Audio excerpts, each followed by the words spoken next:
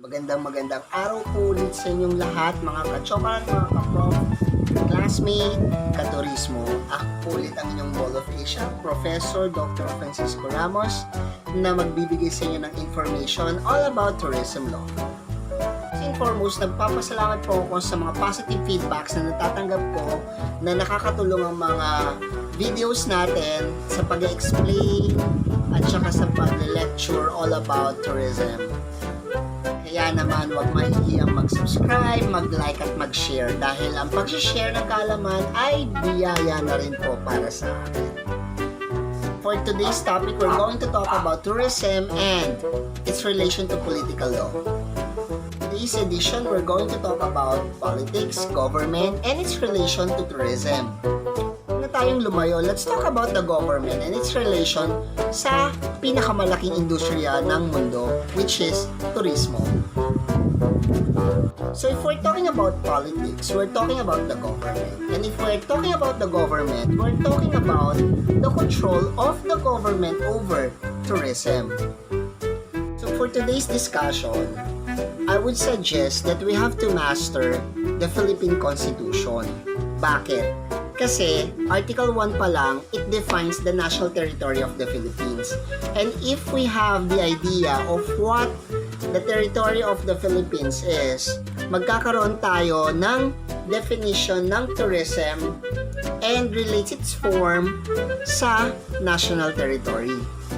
Example lang, after knowing the national territory of the Philippines, i-relate natin ang forms ng tourism with Article 1.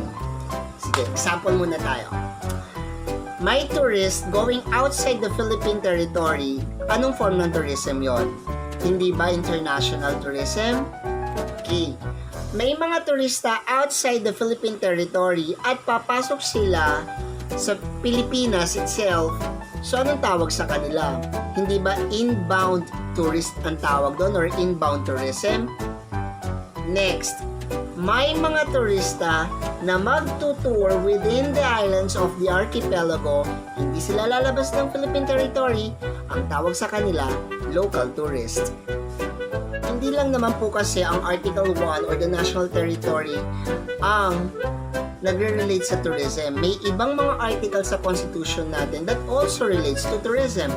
For example, the Constitution states that we are part of the family of nations. So that means, doon pa lang, that we really have to be the member or a member of the United Nations or the ASEAN region. Ibig sabihin, kapag may mga tourism activities sila or cultural activities sila, we have to join, we have to abide, or we really have to participate. Okay? Kasi ang Constitution na rin natin na nagsasabi na dapat kasama tayo or kabilang tayo sa pamilya ng mga nasyon sa mundo. Let's now focus sa three main departments of the government. Una, the executive. Pangalawa, the legislative. And third, the judiciary.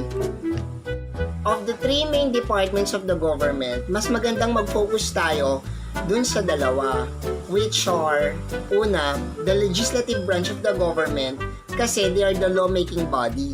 Pwede silang gumawa ng mga batas about tourism. Pangalawa, yung mga laws na ginawa ng Congress or ng Senate, i-approve or i-execute ng President of the Philippines. So that means, yung dalawang yon nag-work hand in hand directly sa tourism ng Pilipinas.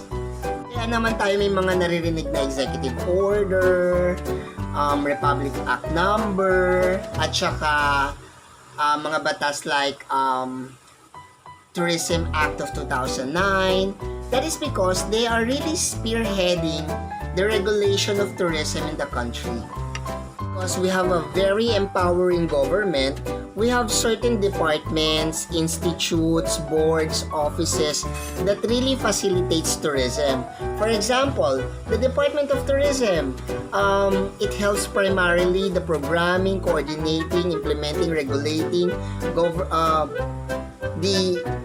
the tourism projects for development and promotion of the tourism industry.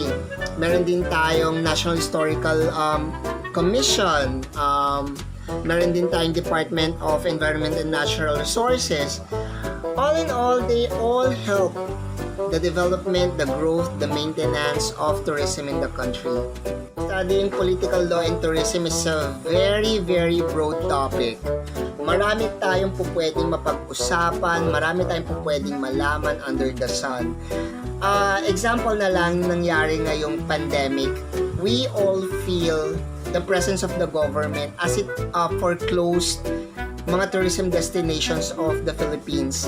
So right now, we are now having the reopening of the other destinations because of the government decision. So dun pa lang, alam natin that tourism is really regulated and tourism is really secured by the government.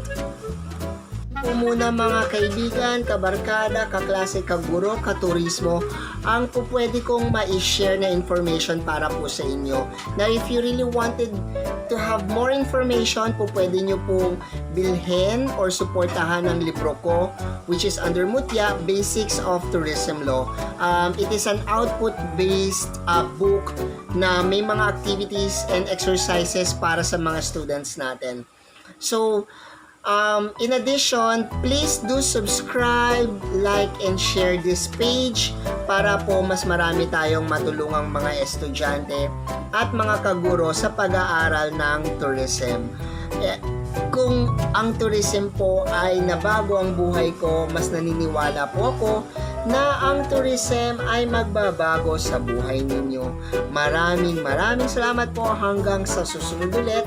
Ito po ang inyong Mall of Asia, Dr. Professor Francisco Ramos. Hanggang sa muli.